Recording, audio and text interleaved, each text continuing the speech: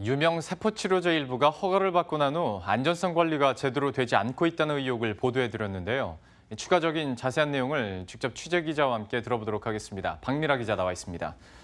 세포치료제도 제가 알기로 이제 두 개로 나눠져 있는 걸로 알고 있는데 이번에 문제 제기가 된 세포치료제는 어느 쪽입니까?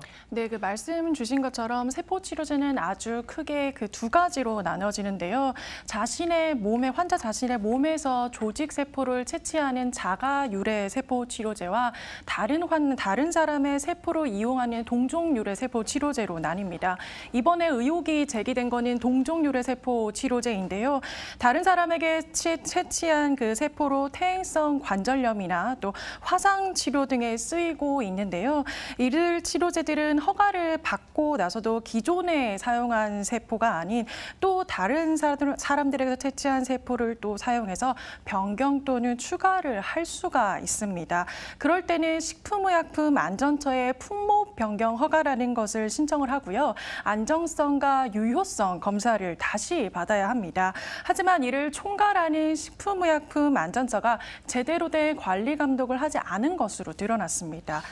네, 상식적으로 생각했을 때 세포 수는 이제 한정이 돼 있으니까 네. 어느 시점에 와서는 또 다른 세포를 좀 추가해야 되는 상황이잖아요. 네. 그러면 이 부분에서 지금 계속 그러면 문제가 반복될 수밖에 없겠네요. 네, 맞습니다. 엄연히 새로운 세포를요, 다시 쓰는 거나 마찬가지이기 때문에 안정성 검사 역시 다시 해야 합니다. 검사를 거치지 않았을 때는 분명 문제가 발생을 하는데요. 특히 변경되거나 또 추가된 세포로 만든 치료제를 사용했을 때는 동반되는 부작용 위험이 어느 정도인지 예측할 수가 없다는 것이 가장 큰 문제가 됩니다.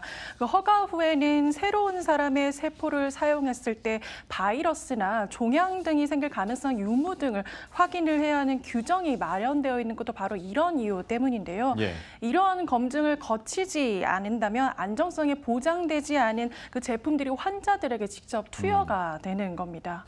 그러면 현재 국내에서 허가된 이 동종유래 세포 치료제는 몇 개나 됩니까? 네, 현재 모두 4개 품목인데요. 퇴행성 관절염 치료제를 비롯해서요. 화상 치료제, 또 당뇨병성 족부궤양 치료제 등이 있습니다. 현재 동종유래 세포 치료제는 다른 사람의 세포를 이용해 대량 생산이 가능한데요. 지난해 기준으로 전체 세포 치료제 생산 실적의 절반 이상을 차지하고 있는데 매년 증가하는 추세입니다. 예. 네, 아무래도 다른 사람의 세포를 사용하는 거다 보니까 관리 감독이 더 좀 엄격하게 이루어져야 되지 않을까 싶은데 현재 상황은 좀 어떻습니까? 네, 안정성과 품질 관리를 위해 동종유래 세포 치료제는 허가와 또 허가 후 관리 또 관련 규정에 따라 식약처에서 담당을 하고 있는데요. 규정을 보면 다른 사람으로부터 기인한 세포 기질 등이 변경이 되면 제조사는 품목 변경을 통한 식약처 허가를 받아야 한다고 명시돼 있습니다. 세포 기질부터 또 배양 방법 등 종류가 굉장히 다양한데요. 예. 쉽게 말하면 기존에 사용한 사람의 세포가 아닌 또 다른 사람에서 채취한 세포를 사용하면 치료제 주 성분의 특성이 근본적으로 바뀌는 겁니다. 예. 때문에 완전히 새로운 제품으로 보고 최초의 품목 허가를 준하는 검증을 받아야 하는데 그만큼 시간과 또 비용이 많이 들기 때문에 회사의 입장에서도 부담스러울 수밖에는 없습니다. 박미라 기자의 설명대로라면 사실 듣기에는 당연한 일이거든요. 네. 다른 사람의 세포로 새롭게 바뀌는 거니까 완전히 새로운 치료제라고 볼 수 있는 건데 글쎄 업체 측의 입장은 또 어떤지도 궁금해서요. 네, 일단 업체들은 부인을 하고 있는데요. 모두 세포를 변경하거나 또 추가하지는 않았다는 입장입니다. 대부분이 치료제를 허가받고 난 이후에 기존의 세포수를 그대로 사용을 하고 있기 때문에 식약처의 품목 변경이 필요하지 않은 상황이라는 건데요.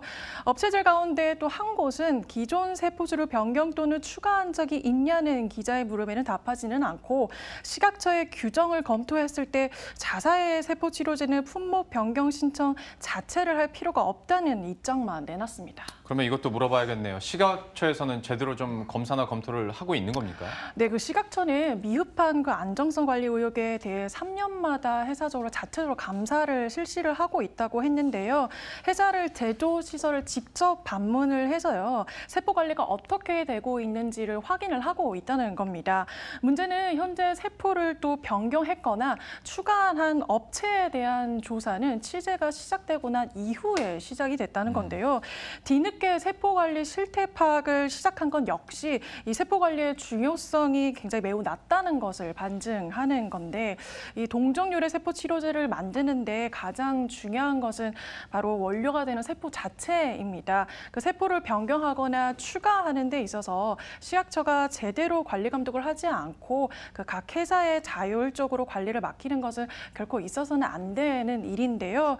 그 치료제를 허가하는 것만큼 허가를 변경하는 일 역시 식약처가 엄격한 규정을 통해서 책임지고 관리 감독해야 할 것으로 보입니다. 예, 지금까지 박미라 기자와 함께했습니다. 고맙습니다. 네.